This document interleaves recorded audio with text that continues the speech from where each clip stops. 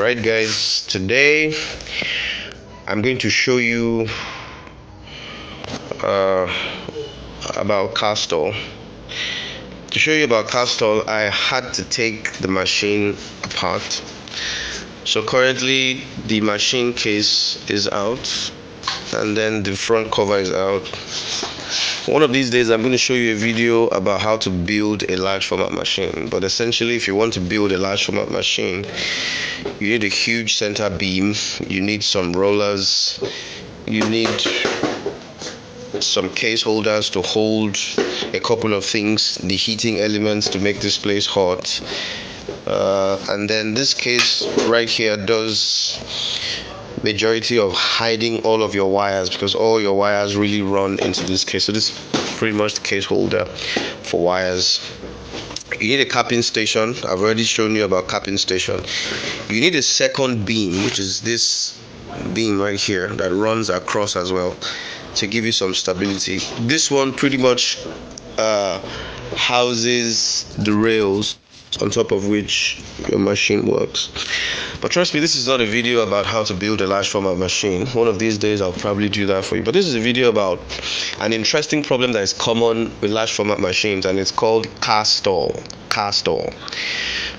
So car stall is from two words: car, which is a short form for carriage. And this is what they mean by carriage. When they say car, they're talking about carriage. And when they say it's stalled, it means it's stopped. It can't move. So car stall is essentially a problem that affects the mobility of this carriage unit. The carriage unit holds everything that makes your machine print, including the board that does the computation that make the information you receive from your computer to be perceivable by the machine. And then this also does the computation that allows the printer head to print what it should do. So when they say car stall, it is actually a big problem, but it's usually traced to a couple of problems. I will demonstrate two of those ones for you, and I'll give you a clue about the other ones. So when we say car stall, we're saying your carriage cannot move. So the first question is, what can make my carriage not move? Like, what would be the point for making my carriage decide not to move? One of those early problems with car stall that I first faced was having something to do with this rail. Now, this rail is essentially supposed to house this red thingy over there. I don't know if you can see it, that red thingy over there, right? Attached to that red slider is some kind of rubber. What the rubber does is they hold against this place and then they roll around this rail. Think of a train. When a train is moving along the track, that's exactly how this carriage board works.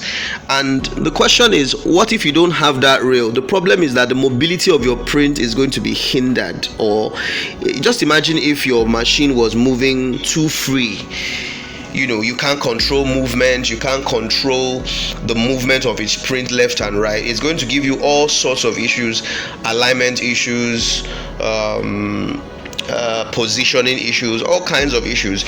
So that's why that rubber is there. That rubber now serves as a grip on top of this rail, and then it allows the printer to glide in a constrained motion.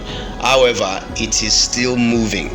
So if you have a car stall, one of the first places to look is whether this place is oiled. Because if this place is dry, the rubber is going to find it very, very difficult to glide easily on top of this place. So those first early problems with car stall that I noticed was that this place was extremely dry. And when I'm saying it's extremely dry, I don't mean that it should be extremely oily at the same time.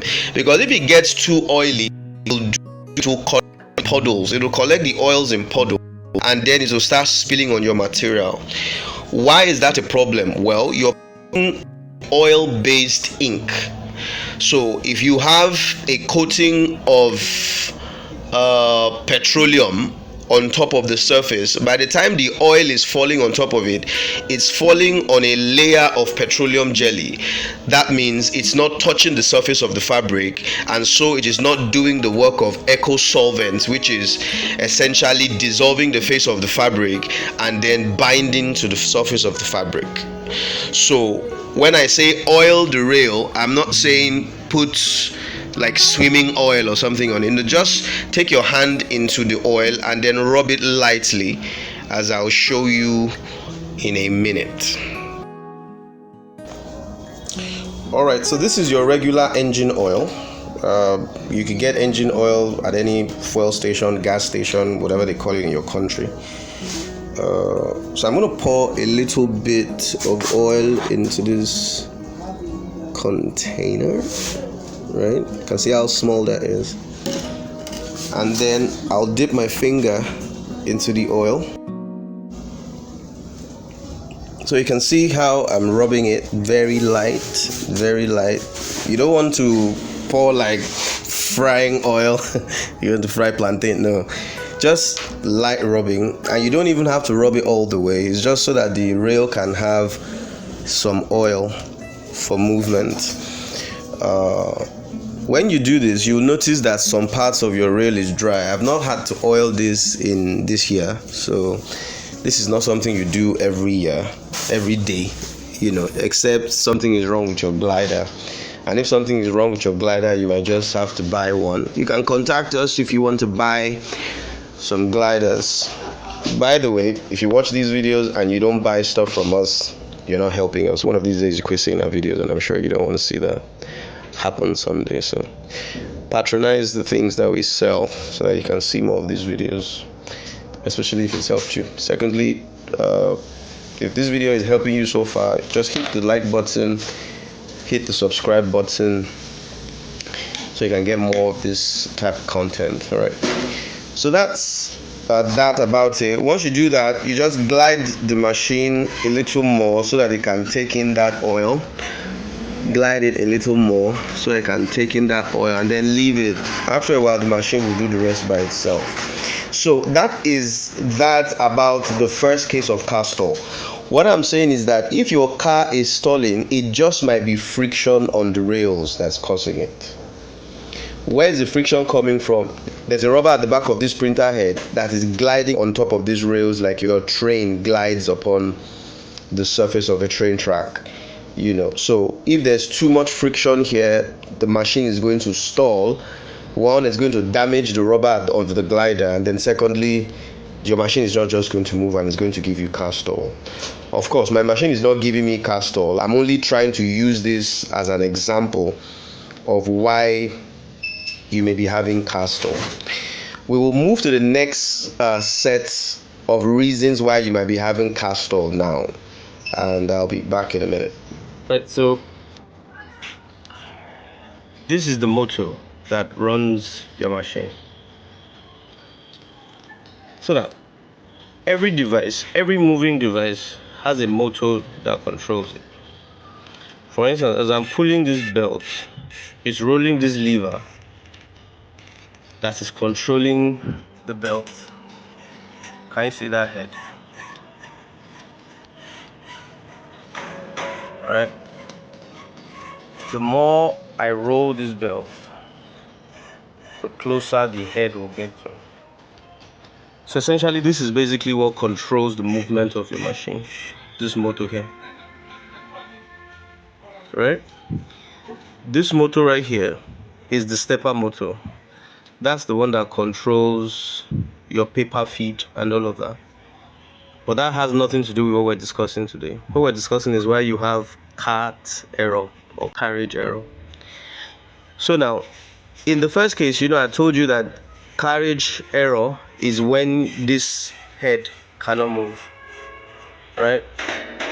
So in some cases, you can have carriage error and it will not be from the first solution, and it can be from this motor. So what I'm going to do for you now is that I'm going to disable one leg of this motor here. Can you see? I removed the cable.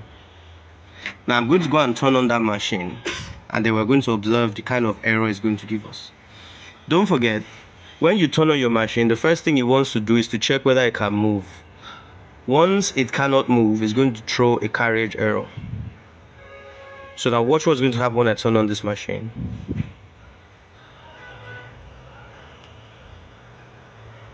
So now I'm turning on the machine. Now watch the head, no movement. Now watch what's going to do. Right? So essentially it's telling you I can't move because my motor is not working. So therefore, the second cause of car stall is when the carriage motor is not functioning. So if you have car stall, I've told you the first thing you check is whether this rail is working, is not dry. If you confirm that the rail is not dry, then you check your motor. Either your motor is dead or maybe the cable fell off, then you have to put it in place. Now, I'm going to show you a third reason why you can have carriage error. Sorry, by the way, let me set the motor back into it. Now, when the machine was on before you did it the last time, you want to turn off the machine before you do this. Let me turn it off. If you don't do this and you unplug something when it's on, it's either you start a fire, you burn yourself, you blow up your shop, or something else.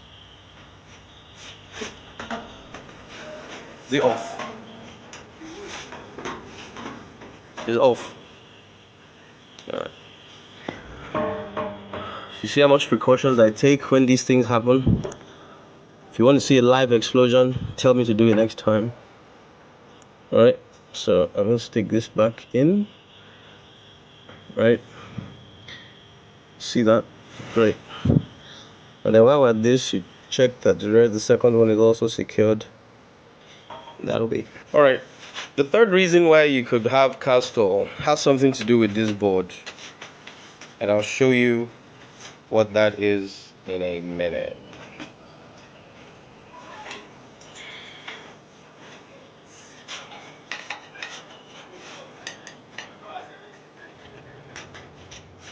By the way, while you're watching me, hit the subscribe button, hit the like button. You don't want to miss any of these juicy content the next time. Alright, so let me do a bit of explanation. So, attached to the back of your printer carriage board is a sensor, this sensor right here. And the sensor was built to read this film. Right? That's what this film does. I'm sure you've seen this film, but you don't know what it does. Well, now, this is a mechanical device. There's practically no way this device is going to know where it is in space and time. So, for instance, if you send a job that is 5 feet, 4 feet, 6 feet, your machine needs to know why it's going to stop at 4 feet. So, which means it needs an electronic encoding that tells it this is where 4 feet is, this is where 5 feet is, this is where 6 feet is. So now this film is what does this function. It's called an encoder strip. At a very microscopic level, I'm not sure you can see it, but that's why the film is dull looking. There are tiny bit of lines. And each of those lines is being read by this sensor. It's actually an infrared sensor that scans this code and then uses it to track the position of your machine in time. Before I do something with it, I'm going to turn on the machine now so you can see how the machine will behave before I do it, so that when I do it you can understand the difference. So let me turn on the machine. So it's going to turn it on now. Now watch the behavior of this. Can you see that? So you can see it's coming backwards. The reason the machine knows to come back to origin, or the reason it has a sensing of what is called origin, is because this encoder strip already knows where origin is. Origin to the machine now is anywhere on the left of the encoder strip, and it's already pre-coded, like hard coded on top of this board. Now I'm going to manipulate this machine now, and I'm going to do something about that sensor, and then we'll turn on the machine again, and then we'll see how the machine is going to behave now that the sensor is out. So you can know that it's that sensor that makes it know where it is in space and time. By the way, when you're doing things like this, you better turn off your machine or probably call an engineer to do it for you. If you remove these things while the machine is on, I'll say it again, you can start a fire, you can explode, you can burn up your shop, or something worse. So always turn off the machine when you're doing things like this. So let me turn it off. Alright, so I'm going to drive it manually from this place now.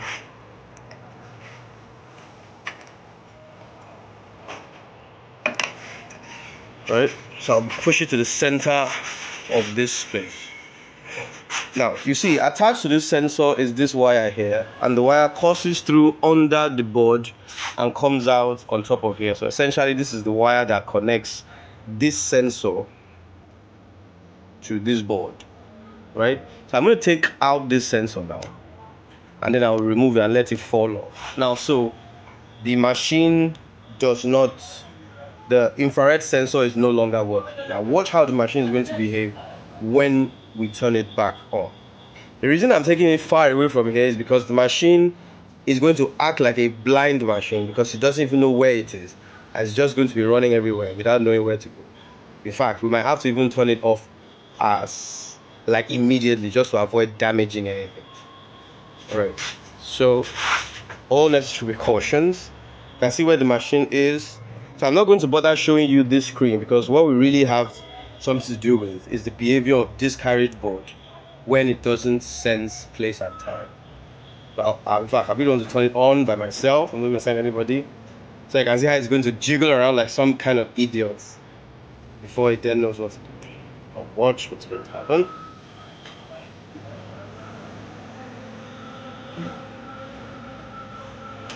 Can you see? It does not know where it is. So it's trying to scan where it is in place and time. I'll do that again for you so you can see it. Alright.